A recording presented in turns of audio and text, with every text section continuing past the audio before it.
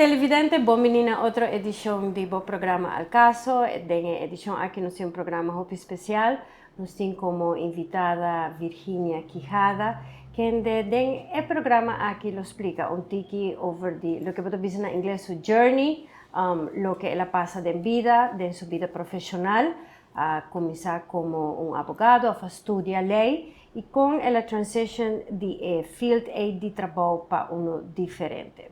O programa aqui está muito interessante para sobre nosso país trata tema no mercado laboral, que é importante para ter em conta como empleado, se está buscando trabalho ou se está buscando algum desenvolvimento, tempo mesmo carreira profissional e se você um donador de trabalho, que está ferramenta que você tem ou que você tem em conta para o time de empleado está contente, ou tem progresso. Nós estamos em ano 2024, mirando 2025 e maneira boa para tem hope desenvolvimento, tem hope cambio nós podemos de quatro revolução, geração está na caminho e que aceita encerrar. Programa aqui, sin embargo, nós lo vai fazer em programa de inglês para via de pessoas nos invitados su linguagem de caso aqui lo guardo manejar na inglês. Virginia, welcome to our program of Alcaso, which means on point in English. We are honored to have you with us in this special edition where, in the first part we'll talk a bit about your journey, how did you get to the point where you are now in life in your professional career. Then we're going to delve a bit later about the job market, what are the skills needed, how has the job market changed, what is needed from the employee side of things and from the employer side of things. So it's a joy to welcome you. Bombini, as we say in Papiamento. Thank you so much for having me. I'm really looking forward to our chat. Excellent. So, Virginia, tell me about your journey. Where did it start? How did you graduate? Let's start from the beginning. There are many paths that lead you to your personal growth. I was, from a young age, very interested in always figuring out how I can help others do things in a fair way, how to learn, how to do different things. But somehow I always felt that law would give me the opportunity to fight for people's rights. When you're very young, you're very inspired and you're thinking, law is going to help you change everything. I never really anticipated that my career will take me in a different path. But I think law has given me so many tools, and it'll tie nicely into how we talk about, the job market. I think law gives you the opportunity to analyze, to solve problems, to actually think about things in a different way, and how many solutions can you have to a particular problem. And that is such a fungible skill that you can use anywhere. So tell me, how exactly did the transition happen from, being with the law and the book of law to shift towards talent or resource or human resources? How did that shift? So there's a stage in between, and I think this is really relevant for women. I think when we make the decision to go through the path of perhaps starting a family, many women decide that it's very difficult to stay in the workplace, and it is true. I mean, we all make different decisions, and there's no right or wrong. But if you decide you want to stay in employment, sometimes you have to rethink what you need to do. One thing that happened to me 20 years ago when I had my first son was that I really loved the world of law, but I found it exhausting. I worked for a multinational. I worked for a big company in America called Oracle. Actually, it's a worldwide company, and they were the ones that took me to England. But I spent my days just negotiating, and my life was negotiation, after negotiation. And I would get home and I would be exhausted. And I was like, I'm not ready to quit the workplace, but I probably need to do something different. Yeah. And I think that was in itself eye-opening for me. And I was very lucky to have good allies. I had great leaders in the company I worked for that gave me the opportunity to transition to the business side. And I moved first from law into a business operations role. That role was about compliance, but it was a lot about finding solutions. Virginia, tell me a bit about business compliance. What did that mean in the operation world? So, because that's a big word. I'm gonna age myself a bit here, but 20 years ago, when I did this transition, you may recall many companies were looking at setting up what they call shared service centers. They were centers where, like a call center, where you were trying to optimize benefits by centralizing a function where you might actually source that function to a third country that was cheaper. Yeah. That allowed, and a lot of people set up in Eastern Europe, in South America, in India. And what that meant was you take, let's say you have a finance function, you have your billing engines, right? And you're doing your billing in Miami. And you're paying someone $35,000 a year. And you can't necessarily take advantage at that time of, economies of scale. Yeah. And then somebody tells you, hey, if you brought that function to India, you can save X, Y, or Z. And because it's not a core function of your business, actually moving it forward, moving it outside to another country could make total sense. Yeah. And that is the process of transformation that Oracle was going through when... And you were part of that as well. Yeah.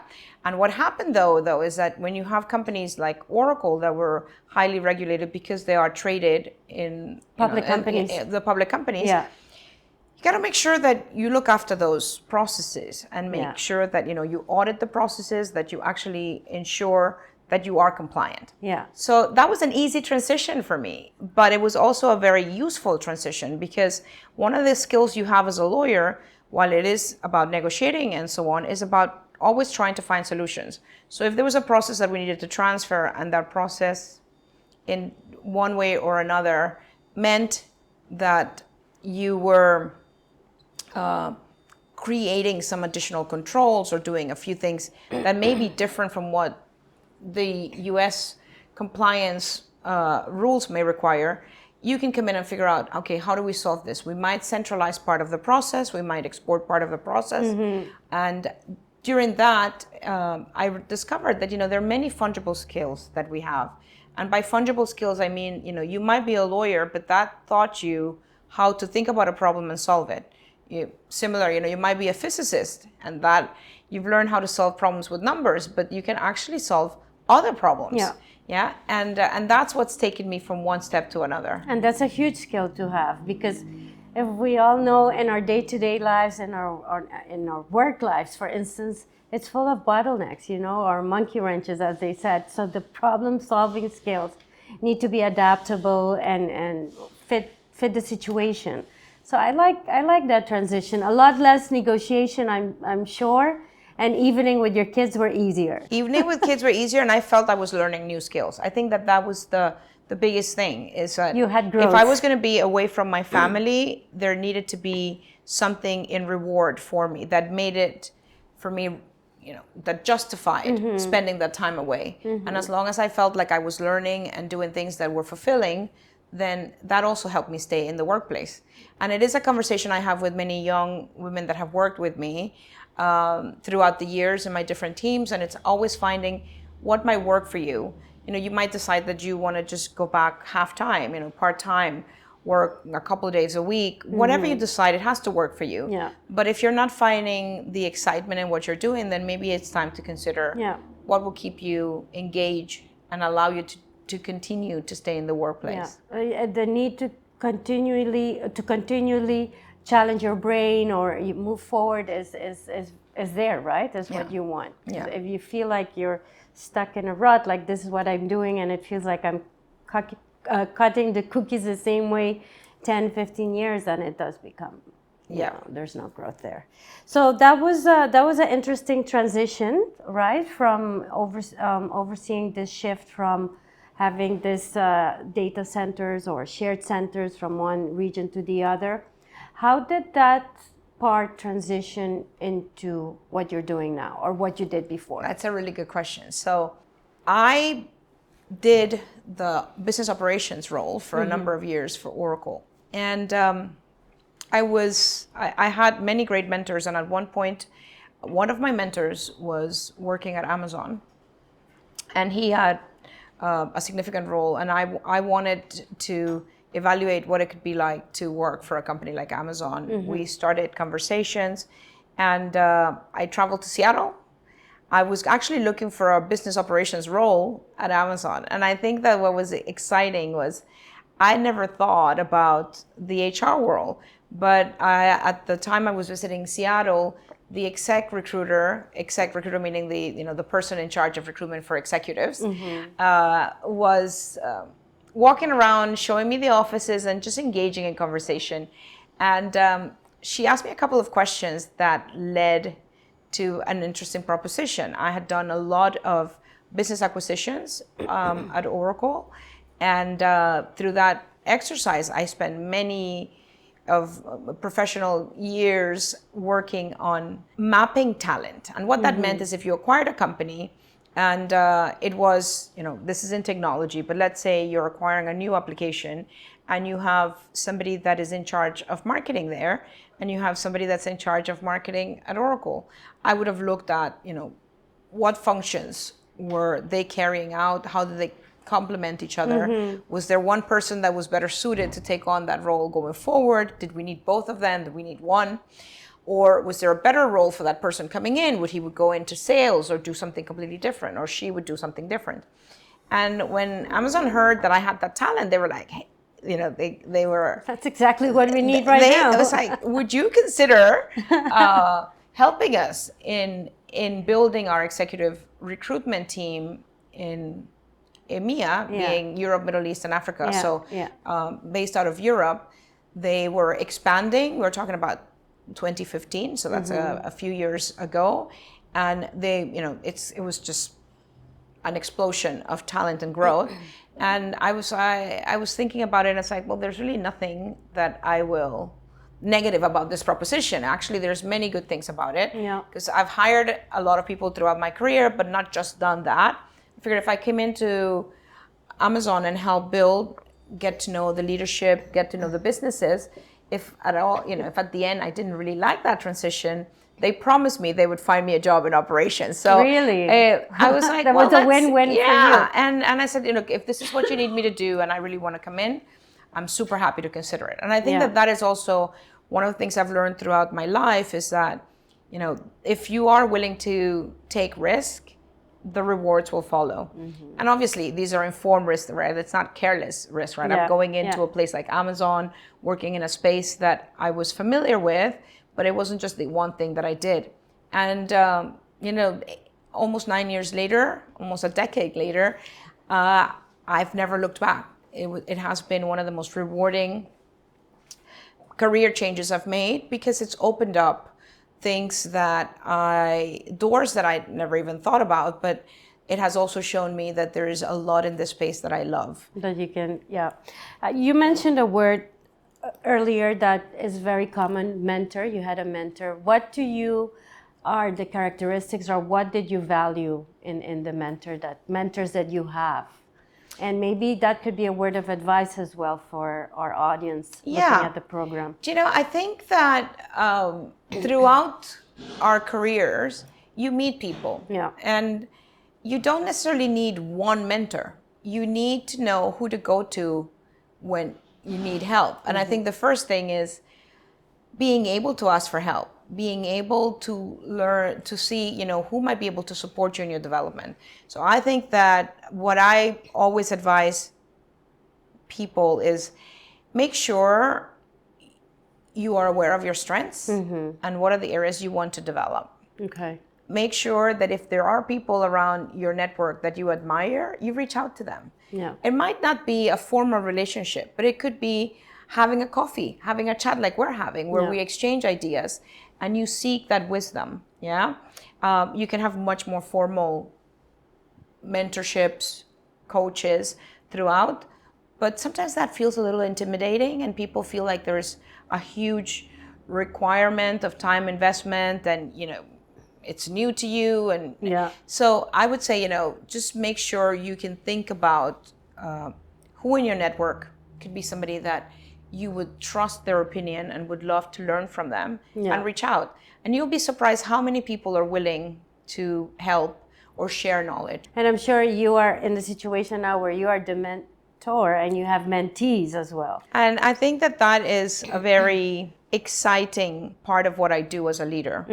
I think that, even to this day, there's people that have worked as part of my teams where, we have learned from each other and we respect each other, and we still use the time to reach out, and even if we're still not working together, to ask for a word of advice, to maybe brainstorm.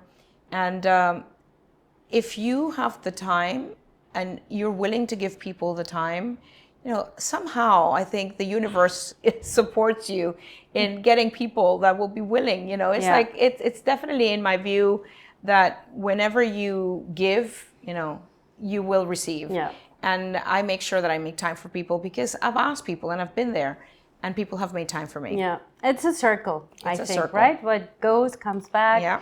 So whatever you're sending out, make sure it's good. So whatever's coming back is also good, but not with that in mind, right? No. Because it has to be genuine. But I think what is in mind, though, is that there is a bit of selfishness that comes from actually being a mentor, because you don't realize how much you are actually learning by the time that you're giving. That's true. So some people think that they're too busy to mentor. Yeah. And I would challenge them and say, hey, you know what? You're going to be learning so much more. Yeah, it's true. One of the things that keep me young and keep us young is engaging with the new generations at work.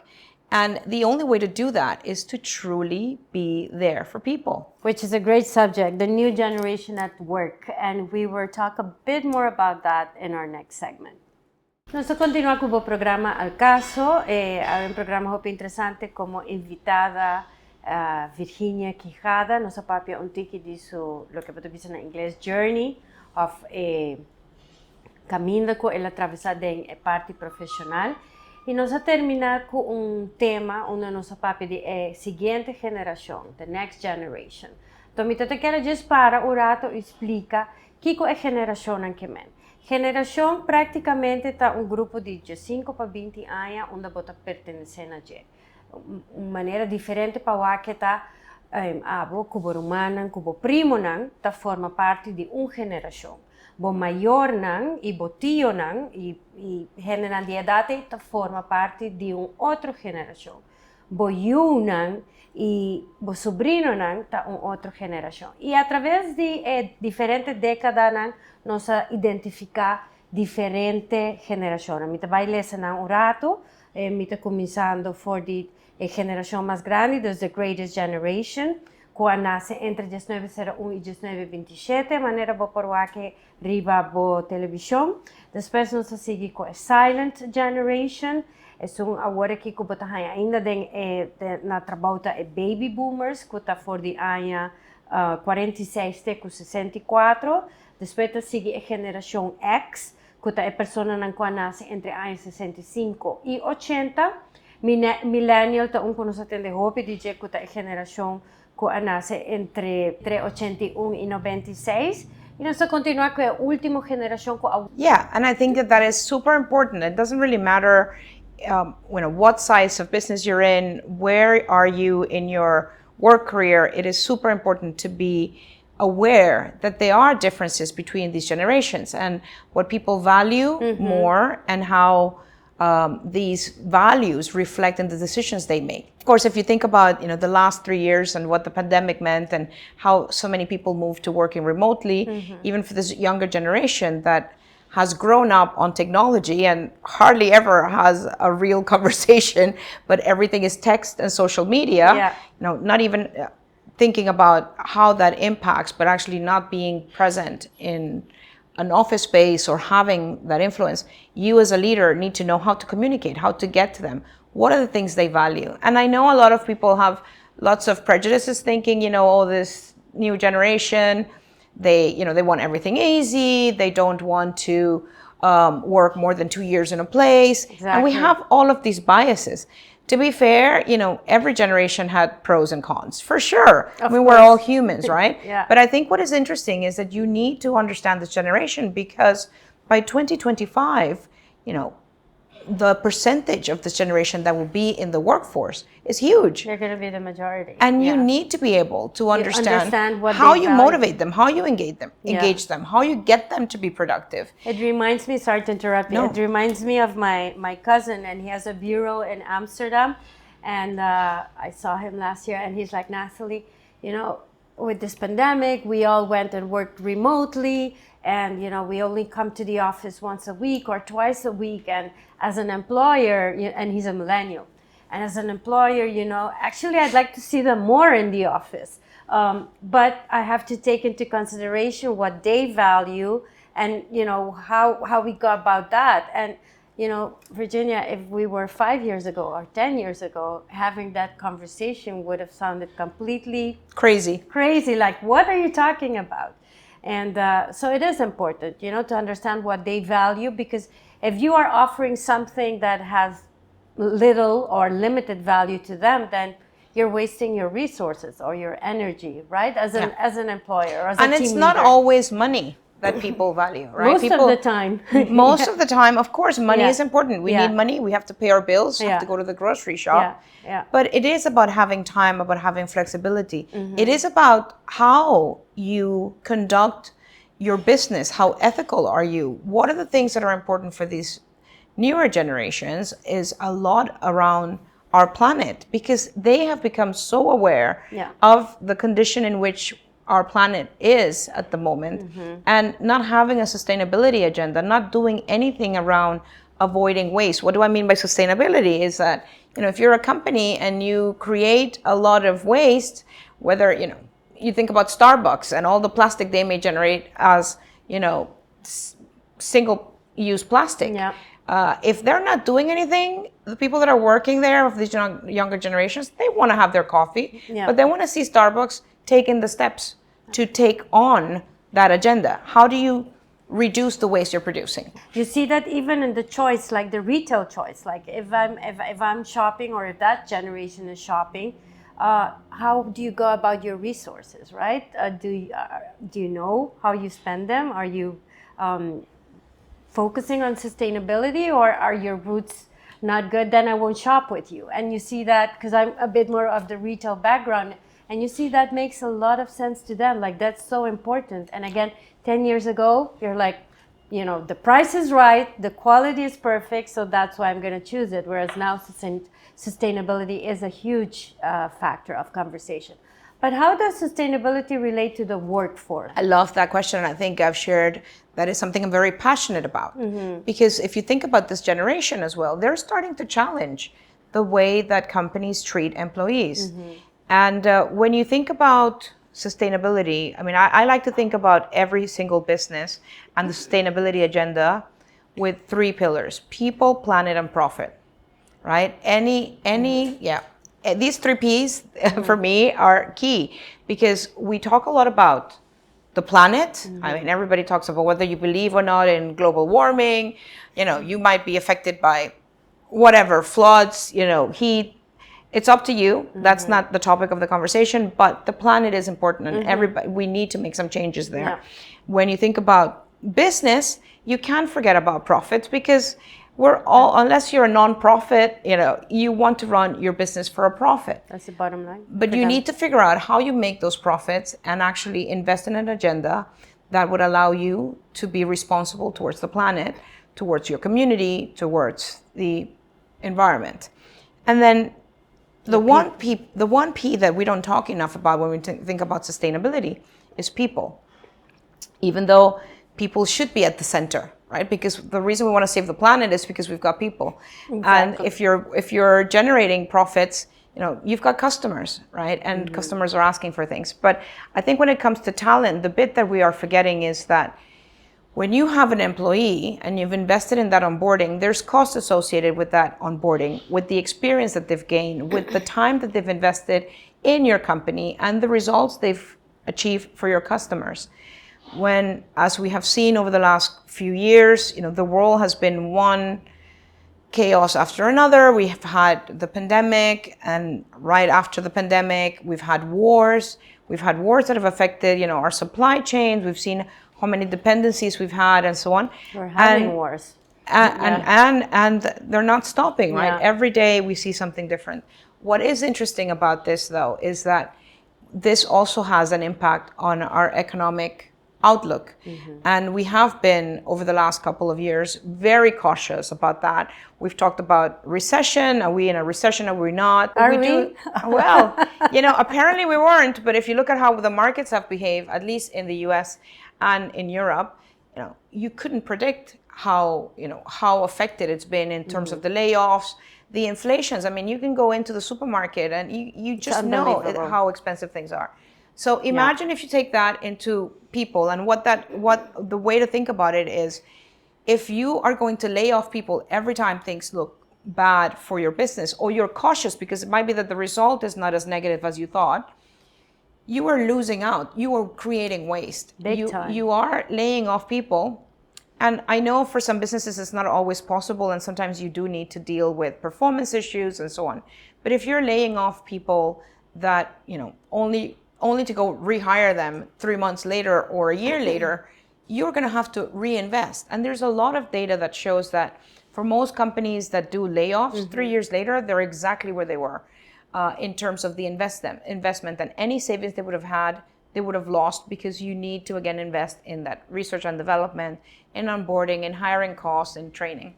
So I just want to do a side step here, because Aruba is slightly different, just to give a bit, because of how the labor laws are set up in Aruba. It's a bit more rigid, that you do not have the flexibility to do like a major layoff. Like, it has to be really, you're facing bankruptcy or something like that you can go towards that route. But worldwide, but Aruba is in a very unique situation. Even if we compare Aruba to sister islands, Aruba is quite strict when it comes to labor laws and protection of the employees. But in the rest of the world, it's not. You had that cycle. Yeah, but I will give you then something. It's a really good point, because I think it still applies to Aruba. If you think about, sometimes you might be looking at bringing in new talent without first considering how can you develop the talent you currently have. Because it can also be that you generate waste, not by firing people in a layoff,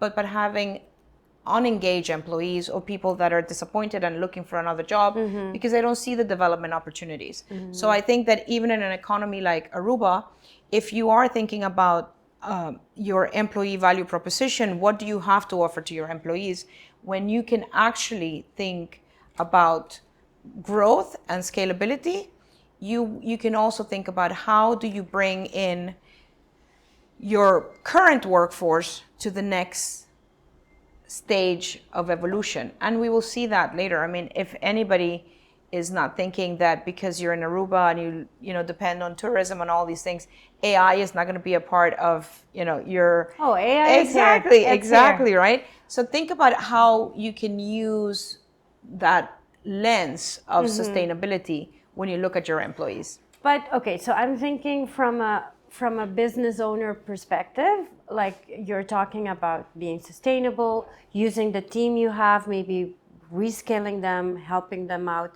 How do you actually go about that process? So if you can break down that process like step by step and help me understand, of course, what that means. Of course. So I think that it doesn't matter what business you're running. If you're running a business without looking to the future, you can have a small swimsuit boutique in the middle of Oranjestad, or you can have a bigger tour operator, or you can have a hotel. What you do need to be thinking is, how is the market behaving? What have you learned from the past? And where do you want to be 3 years from now? And really start working backwards. You want to grow your business. You like the employees you have. You want to expand, maybe open a shop not only in Palm Beach, but actually go towards in another part of the island, go towards San Nicolas, or, and thinking about how are you going to have that plan. And I would say that, when you look at the lens, one of the things that is important is the folks that you have today. And it doesn't mean that people need to stay in a job for 20 years. That doesn't happen anymore. The folks that you have today, are they engaged? Are they working towards giving your customers the best experience that they can have? And a lot of that comes down to how engaged are they because they feel that they have an opportunity to grow. You might start as a retail employee, stacking shelves, and moving up to maybe eventually become a supervisor or a manager. Have you thought about what skills your employees may need to go through that? And how do you invest in allowing them to develop? And I think this is really important because when you think about the resources we have today, a lot of it depends on us. There is so much free information. You can think about TikTok, anything you want today, you find a video on. You want to learn how to, cook a French dish, you can figure that out. But you want to learn German, you can figure that out, and many times for free. And now even, top universities, Ivy League schools, they have so many courses out there for free. They do. So what is interesting and exciting for me in this time is that we can actually own our futures in a way that we've never had the chance to do before. You don't need your employer to pay for a course for you. You need to make time, but you can then go up to your employer and say, hey, I'm learning about this skill. Is this something you think we might need in the future? And we talked about AI. I mean, it's not new. People are thinking, that these language models are brand new and they came up at the end of November in 2022. But we've had a lot. We've had Siri in our phones. If you open an iPhone, you would have Siri. It's been there. But what we didn't have before, and it is new, is we didn't have prompt engineers. And you're like, prompt engineers? What is that? Well, if you want to use AI is only as smart as the instructions you give them, right? And those are called prompts. So if I want to use ChatGPT for a 3-day itinerary in Aruba, and I just ask for that, I'll get very generic. But if I say, hey, I love yoga classes, I love sunsets, I love good dining, where can I go? What can I do? The more specific you are, the better the results. Better you get. Now, guess what? We don't have prompt engineers there. So can we become prompt engineers? I'm just saying, there's lots of information about the careers that we're going to need. And we're all in a place where the playing field is getting leveled. So we're going to summarize this part. Lo que Virginia está explicando está que tem hope informação a nos alcance, de verdade, plataforma na TikTok ou outro tipo de plataforma com acessível na tapa buhanha todo tipo de informação of tools necessário para ter skills of bambisa se botar quer cozinhar uma receita ou qualquer tipo de informação está incrível quanto informação nos tem na nosso alcance comparado a essa com 10 anos passados, é mundo de diferença. E também mirando o que tem no futuro. Nós vamos regressar no seguinte segmento conversando pouco sobre isso. Agora que nós estamos de 13, último segmento, onde nós temos como invitada Virginia Quijada. Nós vamos conversar sobre vários tópicos. A primeira parte é pouco de sua vida profissional, com ela vai for de lei para a parte de recursos humanos, recursos ou talento. E depois pouco sobre diferentes desenvolvimentos do mercado laboral, que é necessário, que está por ajuda a melhorar o mês do mercado. Agora que nós vamos seguir no terceiro e último segmento, e nós vamos começar pouco com o que ela touch com o tópico de inteligência artificial, que é parte de prompt generator, onde a bota formular lo que abo mester for de plataforma. Então, como botar a informação aqui, que é critério, que é necessário para buscar lo melhor de inteligência artificial aqui. So we're going to go and switch back over to the prompt generators. It was one of the examples you mentioned. So tell us a bit more about that, Virginia. Yeah, so we were talking a little bit about the careers of the future and why this time is so exciting. Because we do see that technology is changing, and the opportunity there is about how we embrace this change. So for any one of us taking the time to learn how to play with these tools, AI is not, in my opinion, here to take our jobs. I think the people that would lose their jobs to AI are those that don't know how to use AI, because you should see it as a tool that can help you become much more efficient and productive in the work you do. Definitely. I was, just to just to give a personal example, so last year, I think Alcaso also held a program on the topic. It was very well received, it covered all these subjects as well, the fear of it. And I went back to my team.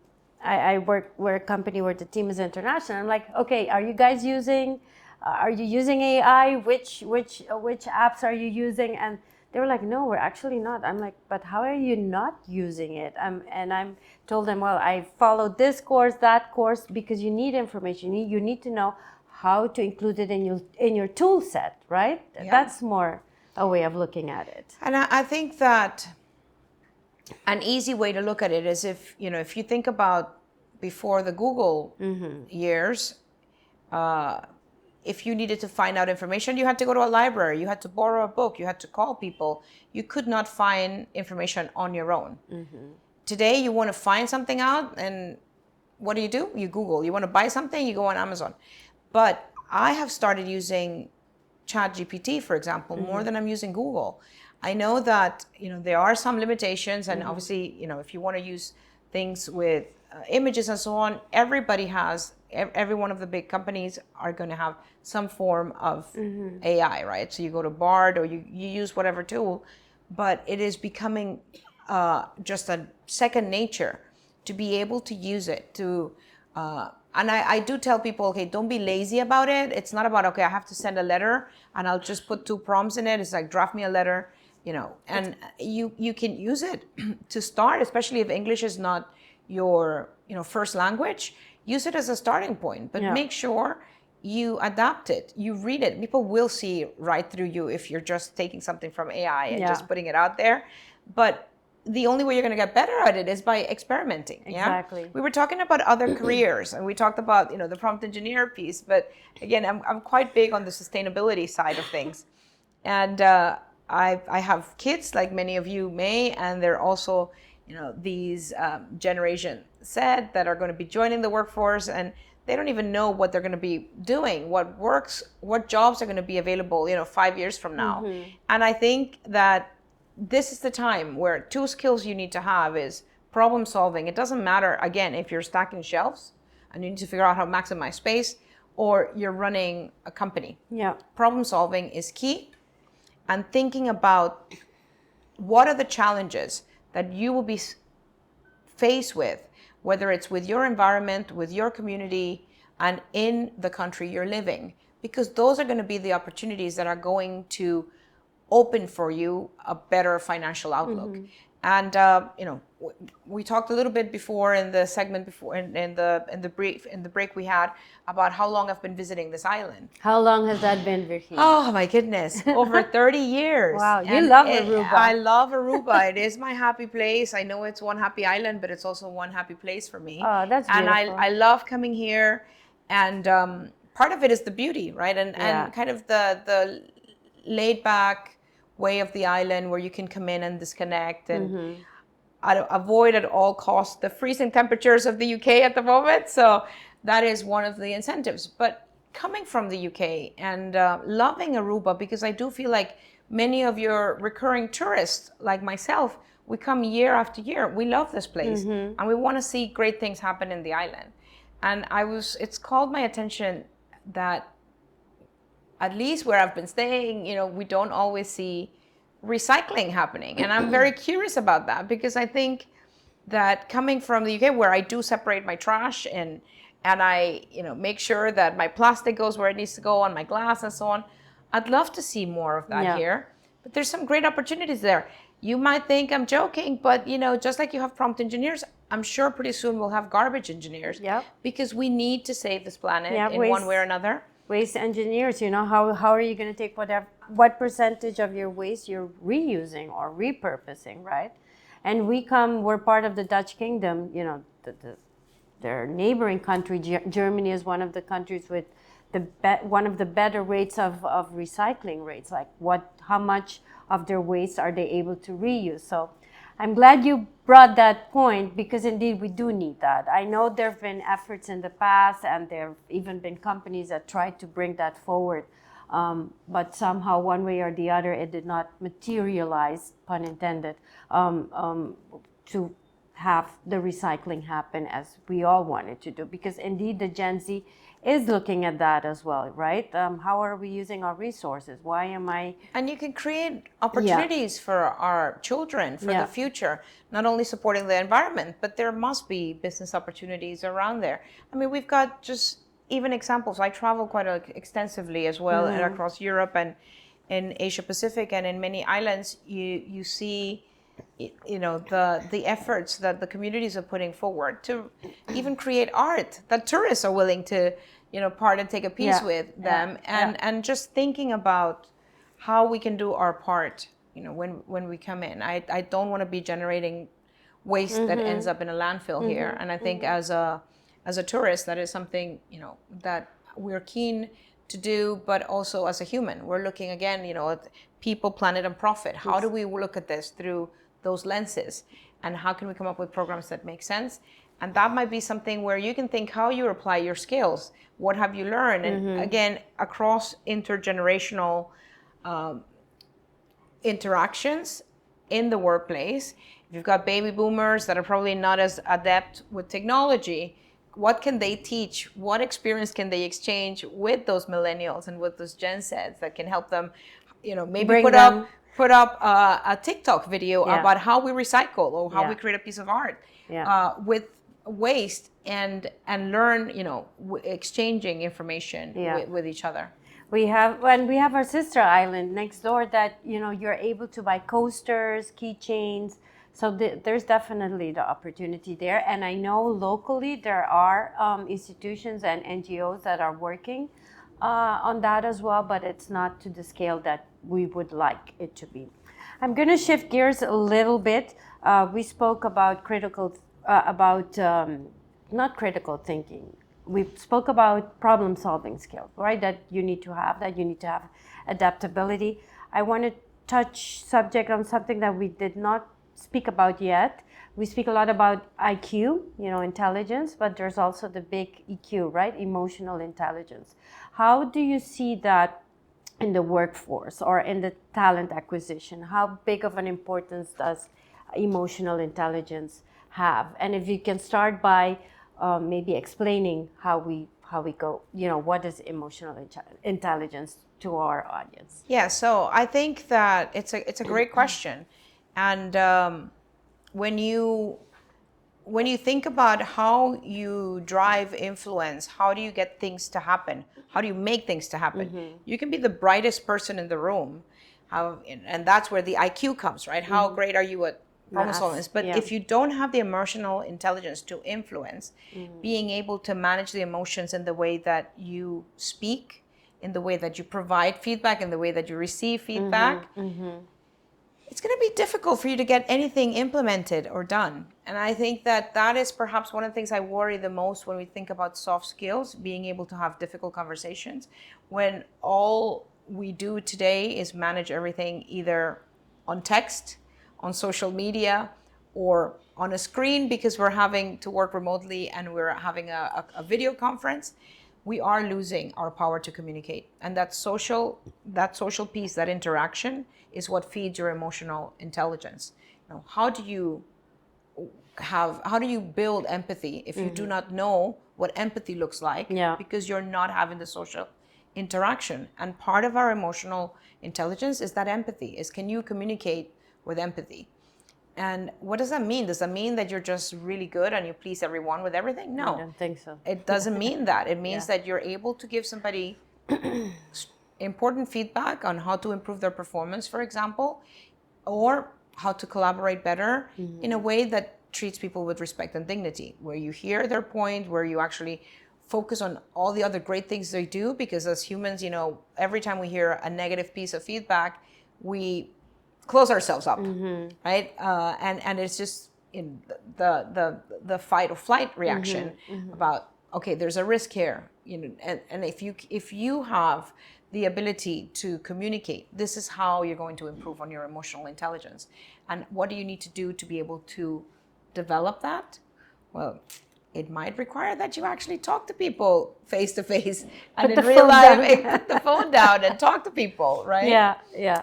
It is indeed that case, and we are able to how do you say that, discern the genuineness of it, right? Because if this is something you want to develop, people will know whether you're genuine about your feelings or how you express yourself about them or not. And I think that's quite important.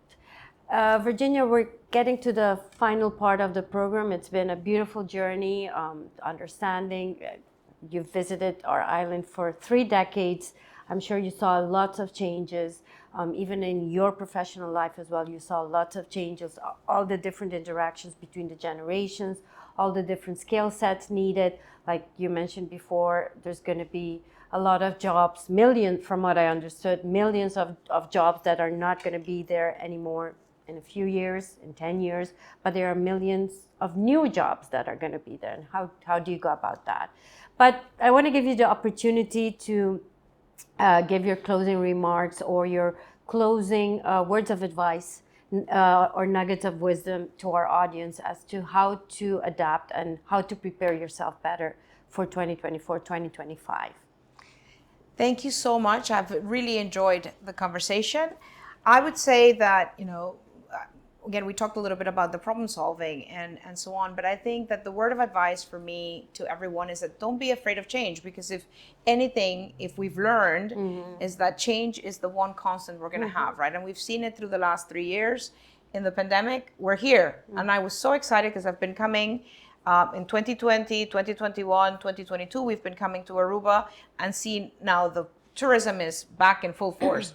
So let's embrace change, but play your part. Don't play, I think sometimes it's very easy for us to be afraid. It's the human nature. Play your part in educating yourself, in understanding what is changing. What are the things that you can be doing, free of charge. If you have time, instead of scrolling through your Instagram, scroll through YouTube, look at a few videos. What would you like to learn? Make sure that you also keep yourself informed about how the workplace is changing. What do you need to do to interact with others? How do you own that interaction? And don't be afraid of asking for help. We all had, every single strength that we have today at one point was a weakness. So if you need to get a mentor, if you need to ask someone for an opinion about getting some guidance on where your path should take you, what you should develop next, don't be afraid to ask. Exactly. No, that is exactly what we're looking at. So again, I would say the hashtag stay curious, right? Stay curious. Stay curious to get the information, the knowledge that you need to be relevant, right? For this year, for next year, or for the next 10 years.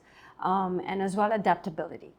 So I can give the example with the pen, right? If it bends, but if it doesn't bend, it just breaks and I cannot use the pen anymore. Virginia, thank you so much for joining us. I feel there was a lot of information shared, and there's even more to be shared, so I'm going to invite you to continue visiting the beautiful island of Aruba. I appreciate your fresh perspective, how you see things from a visitor point of view as well. And thank you for sharing your journey with us. Thank you for having me. Televidente di manera aqui também nós quer donar bodanki para donar nossa oportunidade de formar parte de Bogar, of onda botar agora aqui mirando o programa aqui de Alcaso, maneira me acaba de bisa na inglês. Tem alguma coisa que nós se tem em conta com o mercado laboral, pero não somente mercado laboral, como cidadão de Aruba mesmo. Uno tá adaptabilidade, ou flexibilidade. Dentro caminho que você vai mesmo ser flexível. Não aguenta na maneira que você vai sempre. Então, vamos dizer, 10 anos mais saque de maneira aqui assim que me continuar. Não, se você vai o cambio é necessário, assim é cambio, né? E dois, seja curioso. Essa maneira nos explica mais para mim no programa. Nós temos roupa e informação a nosso alcance que 5 anos passar, 10 anos passar, nós não podemos nem pensar que essa é uma opção. Queda curioso no sentido de continuar informado mesmo. A informação é necessária, onde que bota manter a relevância da comunidade aqui para 2024, 2025, ou ainda que tem para seguir nos dilante. Mas danke de coração, danke na Virginia para join-nos e tem outra oportunidade de programa Alcaso.